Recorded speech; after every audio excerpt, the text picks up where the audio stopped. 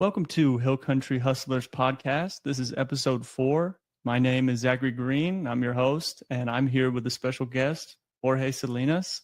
He is a friend and an entrepreneur in town, and he's here to share his story with us and give us some tips about life and his journey and what he does. So I'll start it off and just ask you, George, where are you from? How'd you get to Hill Country? And Originally, I'm from Oaxaca, Mexico. That's South Mexico, like really down south. We're almost maybe one state away from being close to Central America. It's my mother's side of the family grew up more in the city. My biological father's side of the family is more from the beach. So I spend more time on the beach though. I miss the beach. But so many things happen in life to where we ended up in the United States. We did immigrant. We were immigrant family. My mom and I were, and we got here to the States, and that's basically where I ended up in California for a while. We lived in California, specifically Fresno, California, San Diego as well. Kind of bounced back from those areas. I can't really say it was really. It wasn't a simple life. It wasn't an easy life, but we managed to make it. We had to go through certain growing pains to try to become who we are in today's world, and we can't allow the past to always dictate who we are in today's world. They do help out, shape us to become better, but that's not really what makes us. It ended up being a bunch of negative things had to happen, and the only reason I emphasize the negative part of it is just because there's certain things in life that happen that are made to break certain people. And I'm not saying that I'm the strongest. I'm not saying I'm the end all be all, but there's been a lot of trials in life before we even got to the Hill Country. I want to say that really when we got to the Hill Country, as much as growing up from about middle school age to my senior year in high school, I wanted to get out. I was just like, I'm ready to leave. I'm ready to take off from this place.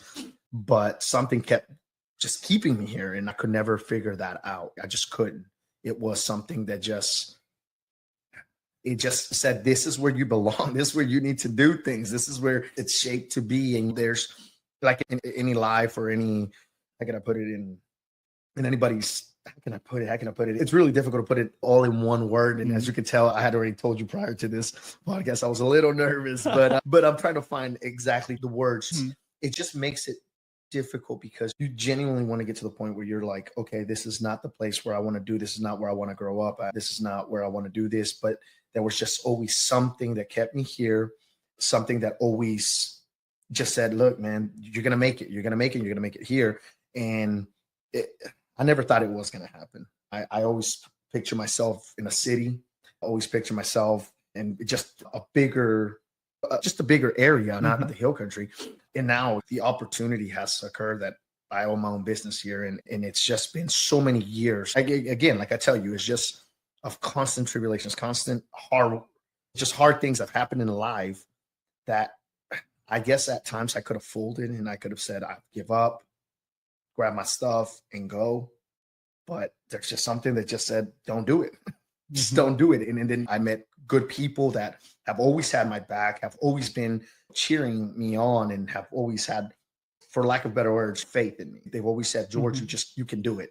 You can definitely get out. You can promote this. You can promote that. And ultimately, my biggest thing was always, I've worked on and off with kids. I've seen these kids that come in and think that they can't do anything. And then you see them accomplish something. And then the first thing they do is, look, I did it. And it's, yes, you did. You want to encourage them. You want to develop them. You want to see them be good and successful at something. Me, I had my time. I had the chances in life to do what I wanted to do. If I didn't do them, hey, that's on me. Now, an opportunity to give this to kids that are hungry for the opportunity to grow, the opportunity to develop. And with that being said, I coach and train soccer. That is what I do for a living. And not a lot of people can sometimes understand that because they only think, oh, well, you can only do this at club level, or you can only do it at a professional level. You can't really do it like a hustler. You can't do it. I don't know if that's even the word. You can't do it in a business setting. They just think you can only do it through either club soccer. You can only do it through the professional leagues. You can't just do something You can't build it on your own. Correct. There you go. I love it. Love it, Zachary. You can't do it on your own. You can't do it on your own. And I'm not throwing to throw shade in any way, shape, or form to anything, because again, I had to start from the bottom. There was nobody coming out here and saying, hey man, let me give you this much money, or let me give you this, or let me give you that kind of help, or that kind of help. It was, I went with an idea. I had parents that were backing me up. And when I say parents, I don't mean mine. My parents definitely cheered me on, but like parents of kids that I have coached throughout the year. They were the ones that basically were like, George, okay, you've done this for a club. You've done this for the rec league. You've done this for this. Okay, what's next? What do you see yourself doing with this? And I always, when I first started with soccer, and it's a crazy story, because when I started with soccer, I was just doing it as a hobby. It was just more, okay, there was a couple of guys that were starting Hill Country Crush.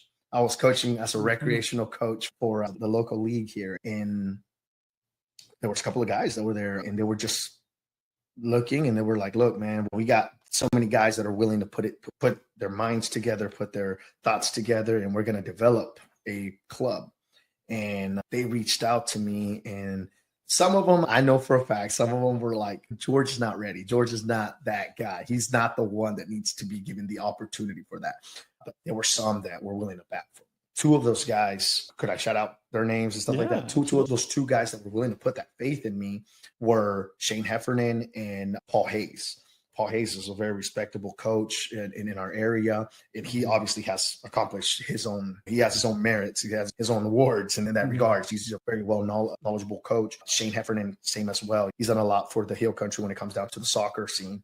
Shane Heffernan and Paul believed in me. They gave me a chance. They allowed me to go and coach just to kind of help out with coaches. I wasn't even a full-time coach. It was just more, come out here, you become our assistant. So they gave me the opportunity, and they gave me the time. They gave me the time, more than even financial, more than anything else, was the knowledge that they passed them. They allowed me to learn from them. I took every opportunity that I could to sit. Cold, heat, didn't matter. I was just learning, jumping into drills, willing to look like a fool sometimes, because they themselves had to correct me at times while I was coaching, or I was stepping in to demonstrate something. I started out the whole process without an ego. That's the biggest thing. Yeah. If you're going to do something, you have to start it without an ego. You have to be open to everything attached to that. That was the biggest thing. I wanted to go in there and learn from those guys. And they allowed me to learn a lot. And I got the opportunity during that time to meet your family, which is the Greens. And at that time, I actually got to coach your older brother, Jordan. And that in and of itself is a treat, because now me and him are really good friends. And then we met each other up again later on in life. And now we're here having a conversation, man, because again, I got to meet you. I got to meet your brother when y'all were younger. And I never thought that I'd be seeing you guys again, or even get an invite for something this cool, man. So it's been a treat. I've had a lot of people, again, backing me. So with that being said, I started that in 2009 is when I started with Hill Country Crush.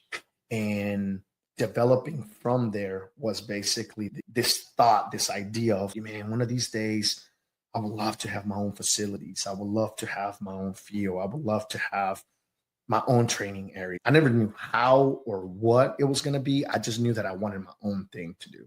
Yeah. For better or for worse, you get too many people involved. You try to run it as I don't know, I guess you would call it a cabinet or whatever. You have your president, you have your council, your council, board. Yeah, board. Yeah. There you go.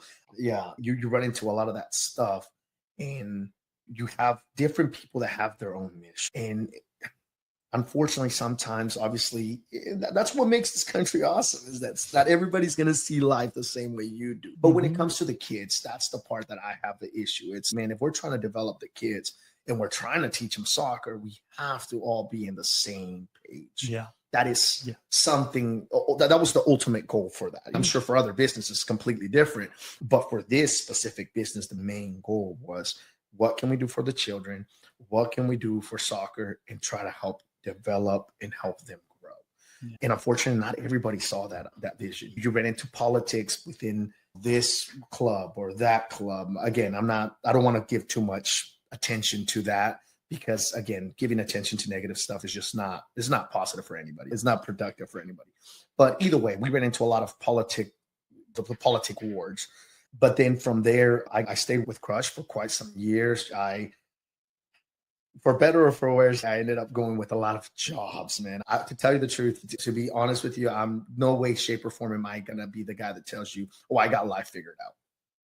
And I want to keep it that way. For me to say that I have it all figured out, for me to say that that's it, then that's the day that I say I'm done. That's the day that I'm saying, okay, cool. It's time for me to find my hole and bury myself in there because I'm done. I'm done growing. What's the purpose of it? So to me, I can never tell you that I got life figured out. I just don't. And it's just, you constantly have to be willing to adjust according to what's thrown your way. Mm-hmm. So I literally bounced around. And it was so funny because we actually took count a couple years back. I want to say about 2 years back or 3 years back of how many jobs I've had in the past. And so the only reason I'm saying that is because there's a joke behind that. So it was a total of 35 jobs I've had. Okay. Now, some of them have been the same exact thing, just different owners or different bosses, whatever you want to call them, supervisors. But literally, it's been 35 jobs, man. And Gio, growing up, saw me. And I'm not saying that I'm necessarily the most stable person when it comes to that, to trying to figure out that this is the one job that I want to do. This is the one job that I want to do. The only thing that I've always been true to is soccer. It's just, that was my passion. That was my love. That was the one thing that I always said, this is truly what I want to do and I want to develop. And I knew that also helping kids was the biggest thing, was trying to help them develop, help them get, if they want to get out of here, hey, awesome, give them that chance. But the ones that don't want to get out of here, they just want to develop here, let's give them that option too. Yeah. Let's bring the development that they have in bigger cities, bring it over here and hopefully not bring any politics with it. But it's just part of I guess, the job at times. Sooner or later, the politics come into play, and it is what it is. It is what it is. And there's not a whole lot we can do about that. But yeah, so the biggest thing is I had a lot of people giving me a chance, the opportunity, and I was trying to do something that was not the norm. And in order for me to do something that was not the norm, what's the definition of insanity? Do the same thing over and over, expecting a different result. And I knew that for a long time, people were running clubs or running certain organizations a certain way. And I said, okay, that hasn't worked. That hasn't worked. And it hasn't worked maybe in my eyes. And again, this is my opinion. This has nothing to do with somebody else's opinion. I respect everybody else. I respect my mentors that have been part of my way of developing and that they've invested any kind of time into me, allowed me to go in there and learn from them. Yeah, that is the one thing. And so I wanted to do something different when it came to coaching soccer and training kids. But I was just like, I just don't know how I'm going to do this. I don't have an idea. I'm not there, just not there yet. And a couple of years of frustration happened. It happened. I got the opportunity to go and coach, start a program, or get a program ready to compete at high school level over at OLH, our private school here in town. And they were like, hey, can you come in and start doing this? And again, this was in 2009. So everything happened all at once. Yeah. So here I'm trying to be a dad. I'm trying to coach for Hill Country Crush.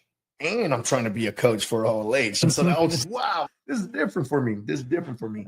And I remember that they were just like, hey, listen, we want to get you involved in there. And during that time, it was Chris Ramirez was one of the guys that actually coached for YMCA. And I was working also still at the YMCA, which is, again, I was everywhere. Again, I've had 1,000 jobs if you really want to joke about that right there. But, you know, that was the joke behind it. Sorry, I don't mean to sidetrack so much, but that was the one joke.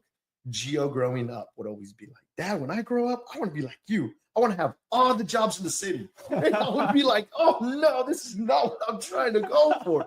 But the one job I don't even see it as a job, man. The one thing that I always stayed true to was soccer and working with kids. That was the one thing that it was just awesome. It was just so rewarding, man. I really wish I could tell you, a lot of people say, well, if you want to be a millionaire, you can't be working with kids. But the thing is, at this point, I definitely feel that way. I feel like a millionaire when it comes down to seeing these kids develop when they're 5, they're 6, and then boom, the next, you blink your eyes and now they're 18, 19, fixing to get accepted to a college or willing to go play for a semi-pro team. It's such an awesome treat to get to that point. So anyway, with that being said, I'm having everything in 2009, having all those things happen to me. And I'm just like, what do I do? What do I do? And I'm trying to figure life out. I genuinely at that moment was trying to figure life out. I was getting tons of opportunities. I don't know why. I don't know how, but I got them. And that's the way it's been since '09. So I've been doing this. If you do the math, I'm not good at math, but it's what, right at, that's we're at 25 now. So that's what, 16 years? 16 years, give or take, Mhm. So I've been doing this for a minute. I've been doing this for a minute. And I'm not even considering the times that whenever I was in high school and I went and donated my time for ASO or even YMCA, because I did do a couple of times there. And again, those were still growing opportunities. I'm not going to knock at that. But again, I didn't see the maturity at that point just yet to actually say I was grasping a lot of that stuff. It was just the opportunity to get in there and find the passion. So if we really added those years, it'd be close to about 20 years for what it is. I just want to sound that off. That's the biggest thing. So we start doing that. Then a couple of things happen in life. A second child's coming into play. I'm super involved with Hill Country Crush. And then I'm like, okay, man, so we got Gio's was already born. Then Luca's on his way. Lindsay's still a teacher. He was a teacher during that time. I don't know if I mentioned that, but she was a teacher for quite some time for Curve ISD. And we're trying to figure life out. We really are. We're trying to become, at least me, from my behalf, I'm trying to become child and try to grow into a man. And I'm just like, whoa, this is too new. This was new for me, man. And then at the same time, try to be a dad. It was challenging, but during that time, it was really just about learning from people, willing to take the time. And if I have to probably say one small regret that I do have is that there was times where I sacrificed some time away from home with missing my oldest child, not being able to see a lot of him. That's the only regret. Small regret, because now that he's older, man, he's my best friend. And I know usually people are like, oh, you don't ever want to see. No, I'm telling you, he's my dude. He's my dude, and he knows that. And then you got Luca and Natalia, that the twins. I call them twins. They're not twins, but that if you see them, that you think they were twins. Again, they make the house just come back alive, and that's not to get too into trouble, especially in the podcast or anything like that. But in the end of the day, there's people that see certain things. I'm not saying that mental health is not real. It is definitely real. But, whenever people sit there and say, man, I'm depressed, to me, unfortunately, I don't get that luxury to be depressed, because I have to get up and work for those 3 kids. I have to make sure those kids get fed. I have to make sure that, and it's like, I don't have time to be depressed. I know that sounds, again, but I'm talking about my case. I'm not talking in anybody else. I'm not judging anybody else. I mean, like I said, I do say there is mental health issues. There is a crisis and stuff like that. I'm not throwing, I'm not throwing shade on that. Not disregarding that. This is how you feel. Yeah, this is how I feel. Just in my case, in my scenario. Yeah. But needless to say, so that was the biggest motivation right now. At that moment, we got Gio, we got Luca. And again, my ADHD is going to go everywhere. So I'm telling you 1,000 stories, and eventually they all connect. I promise you. And so with those two, we're trying to figure life out. We're trying to figure things out. I get the opportunity to work for KISD during that time. I started working for KISD.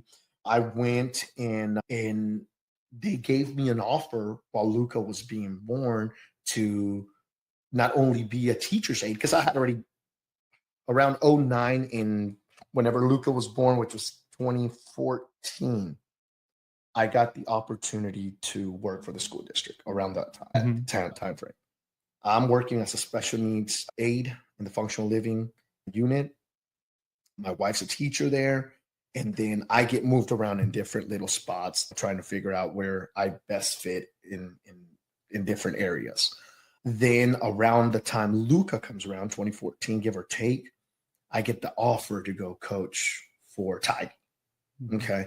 Again, not blaming anybody, not doing anything. Again, it's me. If I don't, like I've told people, if I don't have fun, I'm not doing it, because that then becomes a job. That's the thing. Overall, that's the biggest thing. When something that you love becomes a job, why are you doing it? Why are you doing it? You're going to hate it, and you're going to get burned out. The burnout rate is it's insane, man. So at that point, I do end up maybe coaching for 3-4 weeks at time as a coach. And I just said, I can't deal with this. I stopped coaching there. I go coach for OLH and coach for Notre Dame, the little private school here in Kerrville. They offered me an opportunity to start a soccer team there as well. Which we were competing against big schools up in San Antonio. And so we took plenty of we placed and everything like that. And same thing with OLH. That same year, if I'm not mistaken, or it was a year after, we ended up taking state in this area. We ended up taking the state in this area for TAPS. And it was a real treat. Again, something negative happened, something positive just completely took it over. And it's just, I guess when it's meant to be, it's just meant to be. And again, I'm not going to also say it here and tell you that it was me that got that team there, because at the end of the day, I'm only as good as the players that I have. Those girls had been coached. Those girls were coachable as well. So my style is different than most people. Some people like it, some people don't, and that's okay. I respect both. But those girls worked their butts off. They allow me to have that moment, and it was really a real treat. I know for the parents and the players alike. The school, that was something that was never heard of, especially for such a small little town, such a small little school, to accomplish that. And so we do that, and then after that, I completely leave CASD. I'm no longer part of that. Hop around for a couple of jobs here and there, but I'm still coaching club. I'm still during that time, I believe I was still coaching for Crush. It was still Crush that time. And then shortly after that, a few years after that, they had the merge, or somebody bought Hill Country Crush, and they became United. And then I got the opportunity to coach there like 1, maybe 2 years. I think it was 1 year actually. And that was it.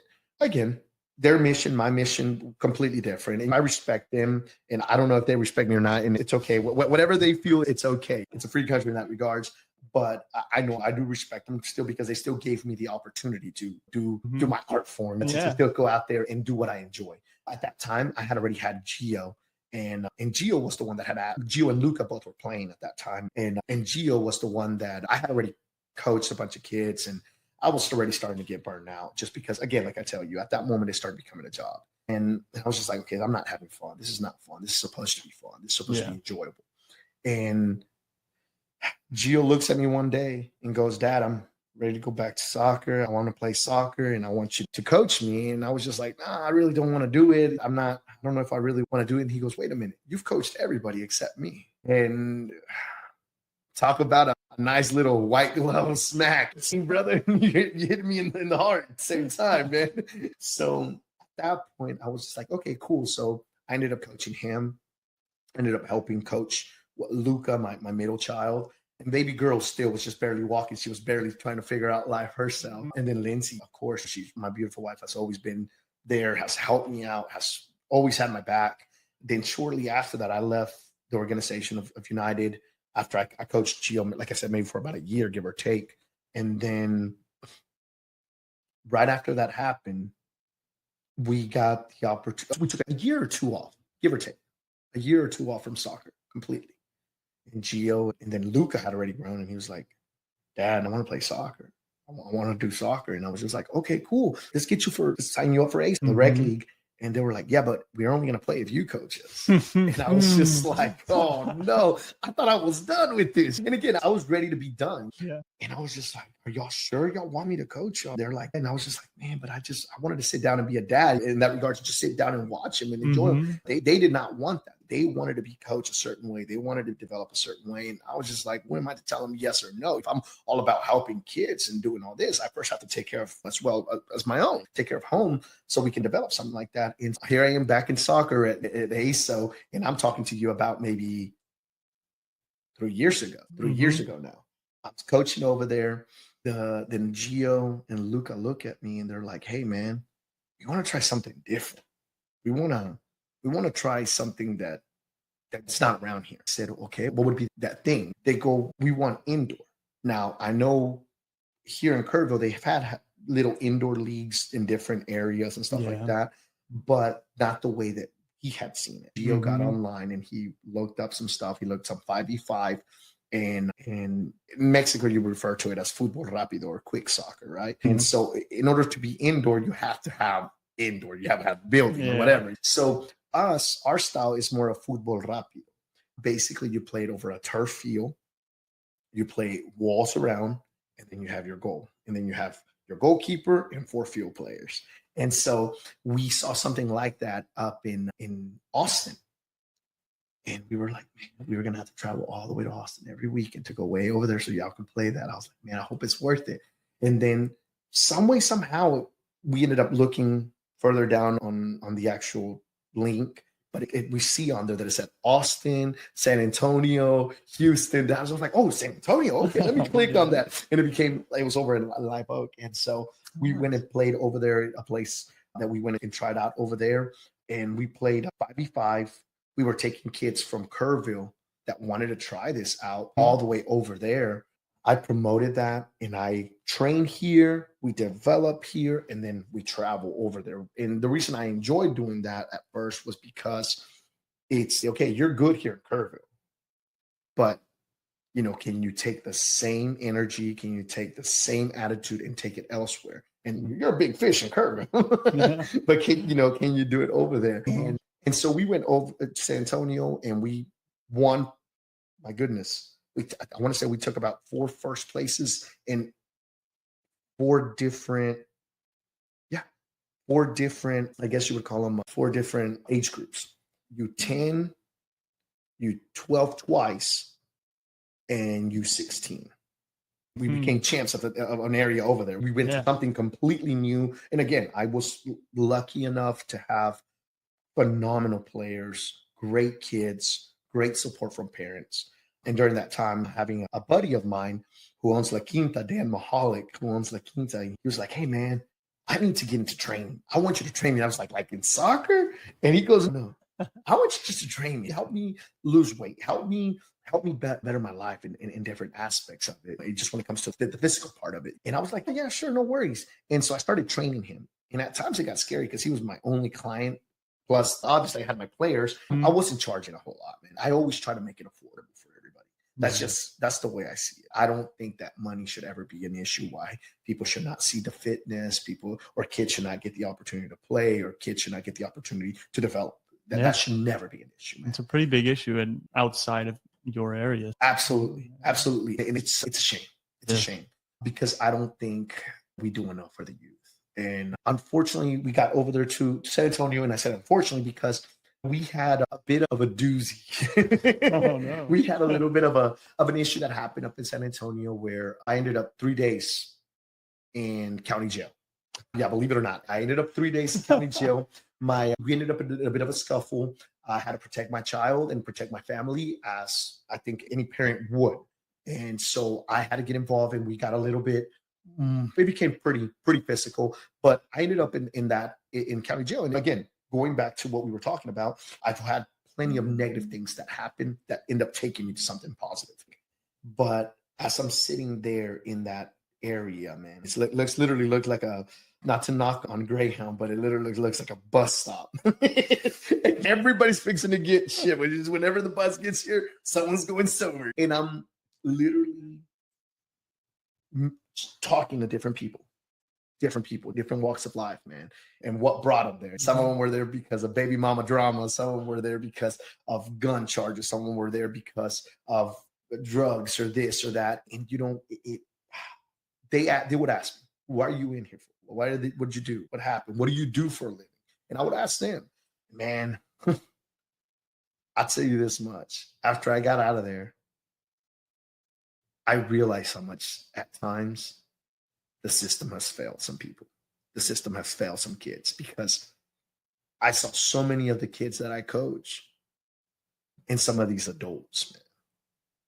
And it's sad to say it that way. It's sad to see it that way, because I've had the opportunity to have real fortunate kids that really have a good foundation, that have great parents, great family, and they're able to support that. And then you find kids that, man, the best thing they're going to see, the best thing they're going to watch that day or even hear is that coach is going to hear that one person that actually takes a few minutes of their life to say, hey, how you doing, buddy? And that's probably going to be the most positive thing that they get. And people don't realize. I'm telling you, I know that you can make 1,000 podcasts, you can make 1,000 documentaries, and how much kids need and crave that, and people just don't get it. They just don't get it. It's a shame. So, needless to say, I ended up in a very negative situation. And during that time, I had already talked to my wife, Lindsay, and I had already told her, look, we eventually want to make our own field. We want to make our own soccer field. I was like, man, I just don't know how we're gonna do it, how come or why or anything like that. And so I again, when it comes to soccer, I can do that. I'm not saying I'm the best, again, and I'm not the end all be all, but I can hold my own. And Mhm. so that was the biggest thing. And I talked to my buddy Dan, and I start talking to him, and I go, hey man, I need your advice from the business standpoint. I go, I'm not asking for no financial. I'm not asking for anything crazy like that. I go, I want something that literally money can't buy in that regards. Yeah. And that's just the advice, man. There's people that are, they really lock that down and they refuse to let that go, you know, which is it's a shame, especially for even like your generation coming up. And everybody sits there and just bashes it or bashes so many other generations coming up and say, hey, let me give you that time. Let me feed you that information. And so that was the biggest thing. He took the time. He said, hey, let me help you out, man. Let me really, truly give you advice. And that's literally what it was. It was nothing else but advice. And I was just like, damn. Like the advice he gave me was just always to make sure that I was true to my family. He goes, make sure that you remember that why you're doing this. I'm not saying you have to have things figured out. I'm not saying you have to have the answer for everything, but just know that you have to be true to your family. And that was the biggest thing. And then he guided me through some scary parts in life, especially this, the 3-day suspension or vacation, however you want to see it. He was there, man. He was there. He was willing to help me out, give me good advice, and just say, hey, look, George, this is where you're at. This is what we can do. This is how we knew it. And then at that point, I had already had so many parents. And again, the parents that I had of the kids that I've coached, they come from different walks of life. I was, again, very fortunate to have Theo Fields, Patrick O'Field, the lawyer, and Miss Theo Field. They represented me in the case. And they helped me out with that. And again, I was coaching their kids. And when I think about it, I was just like, man, this is crazy that I never thought that this was going to happen. And then during that time that happened, I had so many parents step up and have my back. So many parents step up and protect my kids, help my wife. I had my mom and I have my stepdad's the one that has raised me. And to me, that's who I see as a father. And that's what my kids call grandpa. And he was ready to have my kids back, have my back. Everybody stepped up. And I know it sounds cheesy and corny, but so beautifully. It showed that unity that I was not expecting. A parent even made a comment about it because I was just like, man, during that time, I was just ready to go to move to San Antonio. And I was ready to commit to head it off to San Antonio. And then one of the parents goes, she's like, Coach George, isn't it funny or isn't it weird or call it whatever you want to call it? Isn't it just awesome how you've built a culture, your own little culture, your own little nest of people that actually care about you and they know who you are? Obviously, you had a hiccup in life. And to me, it's not even a hiccup. It was just, I was defending my child. I was going to do it. And if you ask me, would you do it again? Absolutely. Without a doubt. It wouldn't change. I wouldn't change it for the world in that regard. You know, it was my child in danger at that moment. So I needed to protect family, needed to protect my child. But she was just like, it's just so neat that you've created a culture. You've created a nest of people, a community. Yeah, that's the word, a community of people. And it was so cool because, for instance, I saw Miss Speck, Linda Speck, the lady that runs the Rec League program, come out and reach out to me. I had people that I hadn't heard of in years. You know, how it goes. Good news travel fast, but bad news travel faster. And so, of course, we had the negative people that, we knew he was. It is what it is. Again, not to give too much, I don't want to give too much of a light to them, but the people that did care, the people that did matter there when it mattered. You know what I mean? Does that make sense? Yeah. And again, it was just the community that I never thought I had built, never did in no way, shape, or form. I never thought I would be able to do anything like that. And I still don't consider myself like the one that built it. I just consider myself that I have given to them the best that I can give. And what if it was what they expected, if it was more, if it was less, I don't know. But I just know that they had my back when it mattered. That was the most important part of it. Okay. And so with that being said, I have parents that did dirt work, that did pools, that built different things. And they were like, Coach George, I know you had talked about eventually trying to do your own soccer field. And I was like, I do. And so during that time, though, we were renting Shriner University. We were renting that back field where like now they have the turf field. Yeah. We were renting that little area. And sometimes they mowed, sometimes they didn't. Again, I'm not judging them, but we made the best of it with what we had there. And they were really nice enough to allow us to do that because we had restrooms. We had access to the restroom. Then we rent out the dump ground soccer fields. Unfortunately, we didn't have restrooms there. We tried our best there, but we did have lights. We did have lights when it mattered. And then it got to the point where we need to start using restrooms. So where can we go? And I'm trying to think of the gentleman's last name, but his name is Jake. He's the guy that runs the ag barn. Okay. And he hooked it up with an awesome deal to where I was able to train at the ag barn. I know it's not an ideal area, but we were out of the sun. Mm-hmm. We had restrooms. We had restrooms, man. And we used it up to a certain point, and he was very patient, very nice person. And again, it was just, I was meeting different people. I was meeting different people, different connections. And these parents were following me all the way through. It didn't matter where we were at. It didn't matter if we were at Shriner. Didn't matter if we were at the dump grounds. Didn't matter if we were at the ag barn. They had my back. They had my back. And so after all that happened, some of the parents were like, we heard that you wanted to do a soccer field. And I was like, absolutely. And they're like, look, if you're willing to put so much together, we're willing to work it. And then we can just figure out from there. And I was just like, are you sure? And they were like, yeah. And I was just like, okay, but I don't have the property. And I was just like, I don't have the property? How the heck am I going to make this happen? Again, throughout the years, my parents have had the opportunity to have a little bit of land right at 4 acres, give or take, but it's on a hill. And so it was like, okay, how in the world can I build a soccer field on a hill? Is this even realistic? Could it even be, can it happen? Can it not happen? And I had a couple of clients here and there that I was training, just doing the personal training stuff. And they would show up and I would be like, yeah, I'm going to eventually put a soccer field here. And they would always see me measuring it and draw it out and put little flags here and there and just walk it out constantly. And just kind of look at me. And I'm sure some of my clients probably thought this guy's just, we knew he was crazy, but we didn't realize he was at this level of crazy. And so one thing led to another. We took a big risk, and I call it a risk because it was scary for me and Lindsay. It genuinely was. It wasn't something that me or her were ever brought around. Our parents, my biological father and I have we do still communicate, but our relationship has gotten better. But my stepdad and my mother, their generation was, the way they deal with finances was way different. Same thing with Lindsay, my wife. Her parents, they deal with their financials way different. It was scary. It was scary. It was definitely something that we did not expect. And I know our parents, we had some of them that were for us, some of them that were against us, which is crazy because for better or for worse, again, not to get too much emotional, too much about this. Again, this is more of the business. It's not so much of the personal. My mother-in-law sometimes did not see eye to eye, but all joke aside, she probably now, I can say, she probably is one of the most coolest, most supportive person when it comes down to helping out with our kids and helping out with certain needs and certain things that our kids may need or want in life.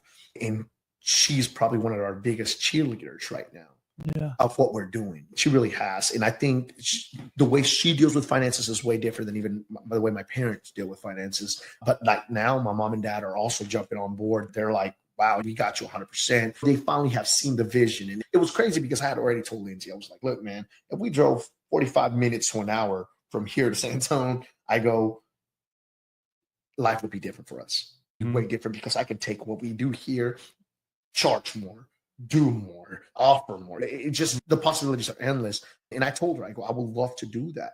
But that just wasn't in the cards, man. It just wasn't what was dealt to me. And this is what was dealt to me. This is what we had. And it's okay, can we make it happen? And for somebody that's not from this country, for somebody that had to learn the language, for somebody that had to learn the culture, I'm not doing too bad. I'm in my eyes, for myself. I've had to become my own judge in that regards, and I'm not doing too bad. My kids are fed. My kids have a house. My wife, she's a lovable person. She's just always had my back, man. And she's the one that probably has been really the only one that has always encouraged me to say, stick with something you love. Soccer, don't stop it. Don't stop it. And there was times where I wasn't even getting paid. And she was still, no, stick to that. Stick to that. You enjoy it. Stick to it. And she pushed. And now the cool thing is we have our own soccer field at our place. We have a little gym. And I do personal training, one-on-one trainings. I help develop kids and some adults that still want to get out there and kick the ball around, that still have that wanting of development with the sport. And I couldn't ask for anything better, Zach. I could. And probably one of the coolest thing, going back to the fact that one of my small regrets was the fact that I didn't get to spend as much time with Gio, is that for better or for worse, man. And I'm trying not to break. I'm trying to stay focused. Gio has shown liking to coaching and training. I don't know what he wants to do. And like I've told him, I go, son, don't ever settle for just one thing. You never know what you're going to be good at. And so you have to be willing to try things. But he's finally trying to coach. We got, within the first 6 months that we were open, we had ran an adult league. We've been doing pickups for kids from 8 to 12. Ages 8 to 12. We've been running pickups in the weekends from teen kids that are 14 to the oldest, I think right now is maybe 60, that shows up there and kicks the ball around. That's what we've been doing. And right now, currently, as of 3 weeks back, we started a league for 8-year-olds and 12-year-olds to play, and only have 5 teams. I have to keep it a limit. It's a small mom and pops thing that we're doing, but we have 5 teams of 9 players. So you're looking at 45 kids out there, man.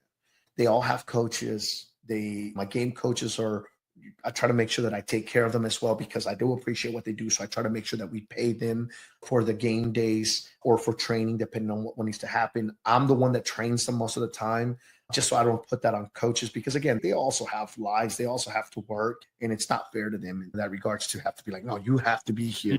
I appreciate everything that they do, man. But that's the one thing. It's been really cool. And coming up, I'm thinking of maybe doing something for those younger age groups from 5 to 7.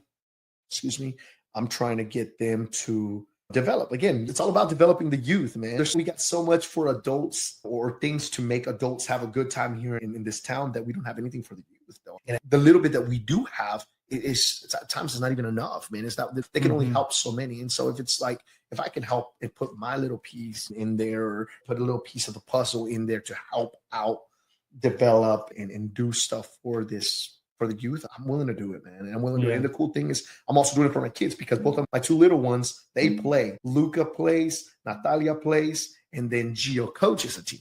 They're all they're all doing separate things. Like Gio coaches a separate team. Luca plays in a way separate team than his sister, and his sister plays in a way separate team than the brother will coach, but they're doing it. And we're making it day to day, man. We play every Wednesday. We try to live stream on YouTube. We have our Facebook. We have our TikTok. For better or for worse, now we have to try to do a TikTok, try to keep up with, but nowadays, new kids. But that's pretty much what we're doing. What the future holds for Vida Es Futbol, I don't know, man. I don't know. But whatever it is, I hope it's good. I hope it's awesome. I hope it is amazing. And I hope that the people that are meant to be part of it will stay and grow with us. And the people that are not, hey, it was awesome getting to know them. It was awesome getting to be part of their life. And I hope that they find success even in their way. But yeah, that's pretty much what I'm doing now, man.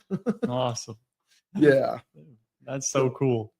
Yeah. But again, I did 1,000 words. Probably I only had a limit to do, but that's kind of where we're at. I don't know if there's any more questions, or if I just rambled around too much I took over too much of the. You're good. I was trying to keep notes on what I would ask you, but you have mentioned a lot. So I'll start with just what I have, and we'll keep rolling. So I guess, was there ever a point, I don't know, when you first started coaching, that what you have now was ever envisioned in your head, or you ever thought it was even possible to have your own field and build your own thing? I wanted to have it. I didn't know how. I didn't know when. Did I envision it?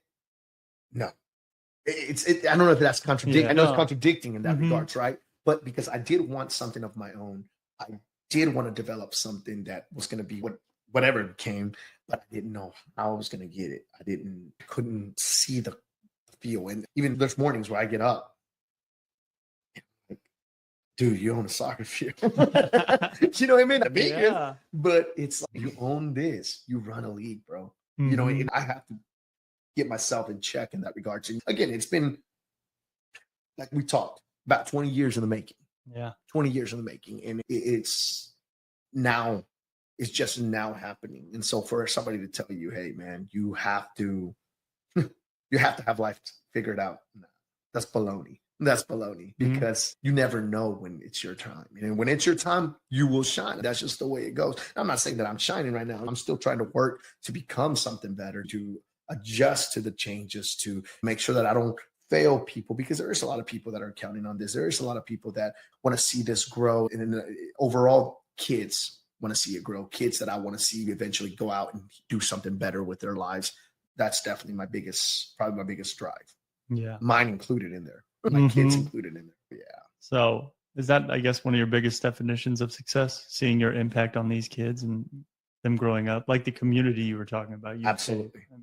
Absolutely. I don't know if you realize how big it is, but just talking to anybody who's played in town, you say the word George and they're like, oh, I know. Of course I know George. Of course. And it's all fondness and it's all love, man. Man, that's ultimately what we're trying to build.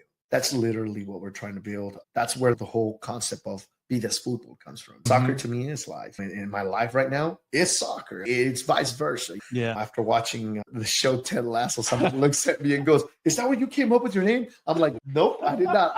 I came up with this name just on my own. And then somebody said, you need to watch the show Ted Lasso. And then they're like, Danny, I can't think of his last name, but I think it was Danny Mendes. Danny, something like that. But he was like one of the Mexican strikers. And he's like, oh yeah, life is soccer. And so when people said, is that what you got? I was like, no, I promise you that's not where I got it. But I became a fan of the show because I saw that slogan. I was just like, they get it. They get it. Yeah, definitely that is the biggest thing. We try to promote that. And that's ultimately what we want to do. Yeah. Yeah. So you're working a lot on developing kids playing now and how they're coming up. This is kind of off topic, but it was in my head. So I think there's kind of a debate on if youth kids should be playing more rapid football, kind of like you called it, even at, I think, the club level or the federation, they are trying to implement more of that. Is that right? Yes, correct. There's kind of a debate on if it's good for development or not, or is it just? To me, just from what I've seen, when you take that style of soccer and you play it, it's so fast because it's all so close quarters that it makes the kids make the decision making is huge part of it. Okay, your touch, you can't be bombing the ball. It all has to be in close quarters, and you have to know how to shoot. You have to know when to shoot. You have to be very precise. Not to mention the transition of attacking to defending and defending to attacking. You lose the ball, boom, you're a defender right there and then. You get the ball, you're an attacker, and it's, oh man, what do we do with the ball? We have the ball at our feet. Crap, what do we do? We need to distribute the ball. So to me, I think it is so important for kids to be playing this style of soccer. I'm not saying with me, I'm just saying it's so important for kids to be playing this kind of style of soccer to help their development when it comes to their 11v11. However, now you're seeing leagues of semi-pro teams and pro teams that play 7v7, that like they play literally in a hockey rink that has a turf on it. They actually get paid for it. They're becoming professionals at that. Then you have the futsaler guys, the guys that are constantly playing futsal, and that's a different style of play, but they're playing in a basketball court. They're in tennis courts. It still develops that style, and it builds that culture, builds that community. You look at someone like Ronaldinho, which was one of my heroes growing up. He played futsal. He played in basketball courts, and it's in Brazil. He's a Brazilian player. He literally would be playing that instead of going to school. Instead of going to school, he would go and play soccer. And he's one of the biggest icons there is when it comes to soccer, especially up in the 90s or in the early 2000s. He still kept playing. So does it help? Absolutely. Absolutely. It's very important for kids to play that style. And like I said, it doesn't have to be with me. I never want to be the end all be all. I want them to enjoy and love the sport and the parents overall. Because if you really see it from a business perspective, you want the customer happy. You want to make sure the person that's investing the money, which ends up being the parent, are happy where they're investing their money. Anytime I do any kind of training, I always give 2 free sessions. I always give 2 free sessions before the parent makes the decision And that goes for when I'm developing the kids or I'm doing one-on-one training for personal training. I always give the 2 free sessions because I tell people, look, before you throw your money away, don't let me be the reason you throw your money away. I wanted to make sure that this is the right decision for you. I want to make sure that you enjoy my style of training and that you're going to grow with it. Because if you're there by force and you're there because you hate it, you're not going to enjoy this. You're not going to grow. It's not going to be positive for you or myself. And so that's why I always like to give those 2 free sessions so that way people will come out. They'll check out the vibe. They'll check out how I train. And then from there, you go. But they get to see the court. They get to see the style that I train. And so they're like, okay, yeah, the child can develop from this. The child can grow from here. But yeah, going back to the question without trying to add too much to it and make it a 2-hour, 3-hour podcast, I want to make sure that, going back to your question is, yes, do I think this is very important to implement it to help for the success of the kids later on in the 11v11 concept? Absolutely. Do they go hand in hand? Absolutely. Other people may have their own opinion, and that's good for them. Good for them. Yeah. But to me, from what I've seen and how I see the development, I see more positives than negatives. Okay, cool. Yeah, that's good to know. I've just kind of faintly seen it talked about a little bit, so I wanted to ask an expert on it. Well, not quite an expert, but we're making it. We're trying to get there. We're trying to get there eventually. You almost creeped into something I like bringing up. It's been a pattern on the show, I guess, but communication with customers has been something Starkey and Ross Dunnigan have both spoken on, and how important it is and how it is important for them to both grow as communicators. And have you had a similar kind of, go ahead. No, I was going to say, if you've had a similar experience developing these communication skills. Absolutely. I know I kind of ramble and talk on the podcast. I'll gladly admit it. I was nervous. You caught me off guard. I was nervous. But absolutely, when it comes to talking to parents, you have to be very clear and you have to be honest, man. And whenever you're working with kids, there's that old saying that drunken children are the ones that always tell the truth. So if you're treating a child bad or you're developing a child bad, they'll let you know. They'll let you know. Parents also are not dumb. They're not stupid. Unfortunately, growing up when it came down to the professional aspect of it, for me, I've had a lot of, not trying to go too much into the negative, but I've had a lot of my mentors at times telling me, hey, man, don't worry about the parent. Worry about just make sure they pay, make sure you develop, you're out here to teach the kids how to kick a ball, and who cares about anything else? If the parent has an opinion or a parent has something to say, literally, without getting into the cuss words, they'll tell me, just tell them no, F off. And I'm just like, I've never seen that concept, man. I can't see myself doing that because I've had all the jobs in the city, according to Giovanni. And I remember being a roofer. I remember having a 100-degree heat, 105-degree heat, having to lift up shingles, having to go up and down a roof, having to work for $120 a day. That's because I was making decent money at that day. Having to do that. And then I think I'm fixing to go pay somebody that doesn't know crap or treats me like crap or treats my child like crap. Is that really worth me paying that money? And so I have to put myself in the parent's shoes and say, they work hard for the money. Doesn't matter what they do. They're still putting the time in. They're still willing to go through their jobs. And it doesn't matter if they're having a good day or a bad day, they still have to show up. They still have to show up. And so for them to show up to me and me be there to develop the kid, or me being out there and not treat the child, not treat the child or treat the parent, that's not fair. That's not fair. And I know people are like, life isn't fair, but you know what? But the way you treat people, you have control. You don't need to treat people like jerks, and you have to be appreciative of every customer. Every customer is a key thing. There's no such thing as two customers being alike. There isn't. Two separate people, separate lifestyles. And like I tell you, going back to what we were talking about, communication and everything like that, I've had low income parents, and I'm not trying to get into too much of that, but we've had low income kids and parents, and then we've had parents that can afford it. But in that hand, do I punish the kid that can't pay? Do I punish him for not being able to afford it? Or do I punish the parent that actually has worked their butts off and maybe they had better decision or maybe had better opportunities in life? Do I punish them for that? And then do I charge them more? There's people that see it like that. And the biggest thing is keeping it honest. And that, believe it or not, I've seen more people make it harder than what it really is. And whenever I've seen it, I myself have applied it, is keep it honest, man. Keep it honest. There's no reason for me to ever believe that, not to get too religious, but my God is not my money and my money is not my God. You know what I mean? Yeah. I have to stay true to myself. I have to make sure that when I see these parents at HEB, I see them at Walmart, or if I see them at the park, I can still go up there and shake their hands and still be able to show face in that regards. Yeah. Unfortunately, I don't think there's a lot of people that could say that when it comes to doing what I'm doing. There is some parents that have gotten rubbed the wrong way because of maybe this or that and the way they do the money thing. I've never wanted to ever be, if we're going to have an issue, I don't ever want it to be the money.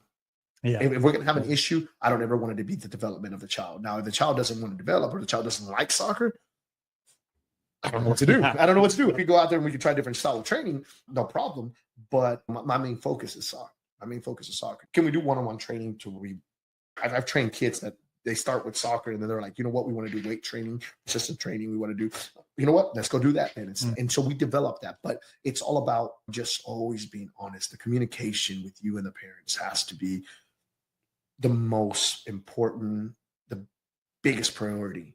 You have to be clear to parents. You have to be clear to the customers. I'm sorry. Let's talk business in that regard. You have to be honest with your customers. You cannot sit there and treat them like crap, man, because small town, big hell. You treat people wrong here, they'll let you know, and you will soon find out that you have treated them like crap. I'm like the full soccer experience, the full Vida Es Futbol experience that started, we only have it, we're right at a year. But the philosophy, the mentality, the way that we've communicated with parents and try to develop and make the community with parents, that has been 20 years, man. It has been 20 years. Yeah. And I can definitely be proud of that because, again, the parents that need to be with me are with me. Parents that needed to find their own path, needed to find better success for their children, or needed to find another opportunity. Hey, they're not. And you know what? I hope nothing but the best for them. That's all I can hope for. Yeah. You know what I mean? Because again, there's situations where adults don't see eye to eye at times, and that's understandable. But the children, it's still about them develop. It's still about them still enjoying this. Yeah. And so I hope nothing but the best for them in regards, like I said, but I always try to keep a certain type of philosophy, a certain type of mentality. And in moments of crisis and moments of that, you should think, this fool's fixing to fail. This fool's fixing to hit a space on the ground. Yeah. I land on my feet, man. I land on my feet. And so call it whatever you want to call it. But to me, I think it's more of what's allowed me to truly stay true to myself and develop more of it, if that makes sense. Yeah. Continue growing with it because I'm like, okay, something must be working here. And since if it's not broken, why fix it? Yeah. So it's worked for almost 20 years. So let's keep it going. Let's keep it going. And ain't no telling where we're headed from this. Yeah. Do you have any ideas on what you want in the future for the next 5 years for Vida Es Futbol? Man, for the next 5 years, I definitely would like to grow. I definitely would like to grow in a different, who knows, maybe in land prices come down a little bit and maybe I'll end up purchasing something, or maybe end up going from here and maybe taking Vida Es Futbol across the border. Yeah, across the border, and giving the opportunity from kids from here to go and train and develop in my homeland, motherland, to where we can take players back and forth. I think it would be a phenomenal opportunity if it ever came down. And as silly as it sounds, I was like, oh, come on, George, that would never. Hey, I've seen weirder things work. I'll never forget the day that we did a beach soccer tournament in one age group, and people were like, oh, that would never work. We did it. We did it. We did it. You know what I'm saying? So you can't tell me that it can't work. And so if I could do something like that, man, that'd be awesome. Be able to do something like, and I know just crossing the border is considered international. So my goodness, I'm going to say international. Yeah. To do something like that. I think that would be really cool to do something like that. But as of right now, to tell you the truth, I'm going day by day. I'm enjoying it. There's been days where we go from having that doesn't happen anymore. We used to start out when we first started doing the pickups, we would have like maybe 10 people. And we play 5v5, so you would only have 2 teams. Now it's gotten to the point where my low numbers are like 25. Awesome. 25. And so that's 25 adults out there in that little soccer field, and then we have to rotate them through. This past weekend, we hit 34 people, and we were still missing 10. And so it's we don't know. We don't know where it's going to go. We still have to see a positive growth because, again, it's also that allure of, it's a brand new toy. Let's try it out. You know what I'm saying? So in 5 years, going back to your question, I hope that we're still around. I hope that we're still able to provide a service. I hope that we're still able to do something completely different and overall giving the kids and parents an experience that they don't see around, if that makes sense. But again, I still respect the ones that say, nope, we like this and this is what we're sticking to. That's okay too. I'm there for the parents that want to see something completely different that they don't see. Yeah. That's kind of where we're at. Love it. I don't mean any offense by this, but you I don't know, I guess through all the inconsistency in your life, all your visions have the same consistency, and it's how much you care about the impact on the kids. Every like goal you've stated, all the reasons you did things, it's consistent, and I love that. That's awesome, and it's very honorable. No, I appreciate that. No offense taken in any way, shape, or form. Like I said, we all have to go through growing pains. We all have to go through growing pains, and it's just about learning how to say, okay, where do I go from here? If you stay there and try to find who's at fault, and you try to find, who to blame, you're wasting your time. Yeah. You're not going to get it back, man. It is what it is. You're where you're at now. You need to get up and go. You need to get up and move. You stay there. Water shows you the same thing. If water stays in one spot too long, it's going to stink, man. It becomes stagnant. Yeah. And so you need that water flowing. Bruce Lee always used to say, be like water. He has a phenomenal quote. I'm not going to butcher it. So if you don't believe me, look it up. You can figure out what it is. But that's the biggest thing. That genuinely is. We want to keep moving. We want to keep growing. That's the biggest thing. Good. Yeah.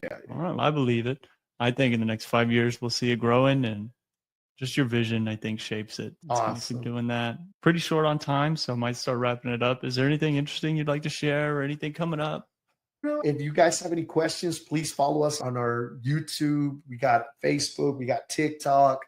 We would love to have you guys on there. YouTube, you can find us at Vida Es Futbol. And same thing with Facebook, is at Vida Es Futbol. Everything is at Vida Es Futbol. Everything is at Vida Es Futbol. But yeah, let's live life. Let's have fun. And if people are ever around and they wish to get a hold of us, you reach out through our social media and get the invite. Come on out. We would love to have you out there. Usually we do it by invite only, just because we like to keep a cool vibe. Yeah.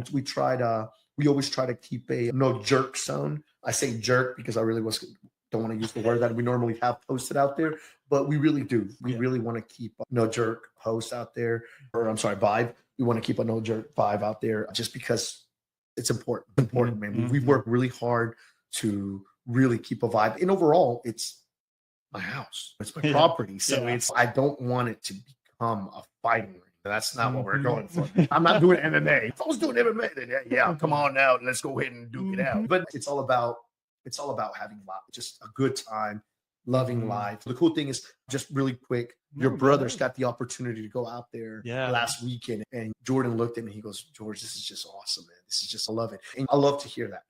I understand what those words mean. When people come out there and say it's beautiful, all I think is, man, that's more work. It just means that in order for it to look the way it looks and to maintain the way we maintain, it takes work. It takes work. It takes time. But you have to be willing to do that. If you're not willing to invest time, if you're not willing to put work, then why are you doing it? Why are you doing it? Just don't even get up. Don't even do nothing. Just let it be. Just let it be. But at this point, we've put the time, we put the work, and it's starting to grow, man. It's starting to grow, and I can't ask for anything better.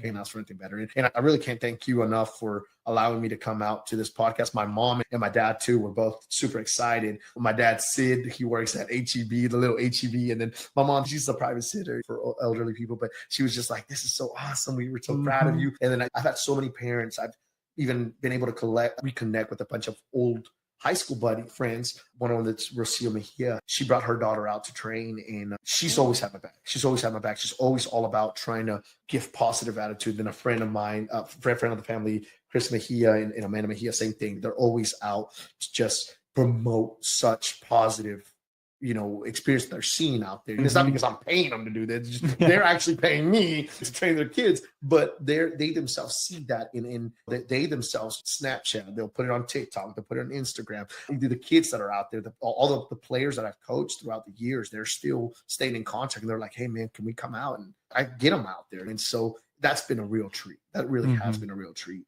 Awesome. So again, Zach, I can't thank you for the invite. Shout out to Giovanni, Luca, Natalia, and my wife, Lindsay. So I can't thank you enough, Zach, for your time and the opportunity to do something this cool. Like I said, when I showed up, I was like, holy moly, I'm so nervous. But I guess I kind of calmed down after mumbling so much. I guess I finally got to hear my voice, and I guess I like to hear the sound of my voice. I don't know.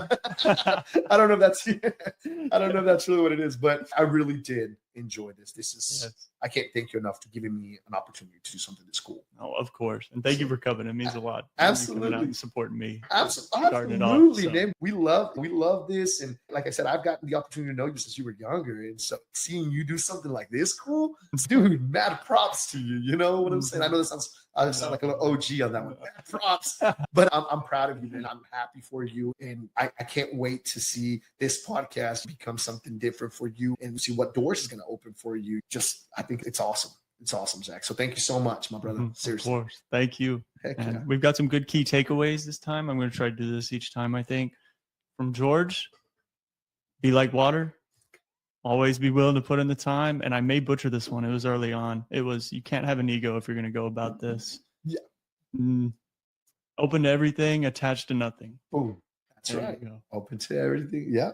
Attached to nothing, man. I might put that in the title. Yeah, let's do it. Let's do it, my brother. Sounds good. Yeah. Thank you. All right, y'all check out all George's stuff. All the links will be in the post on the Facebook whenever it gets released. So check it out. Give him a shout out. Do whatever you can to support him. Thank y'all. Have a good day.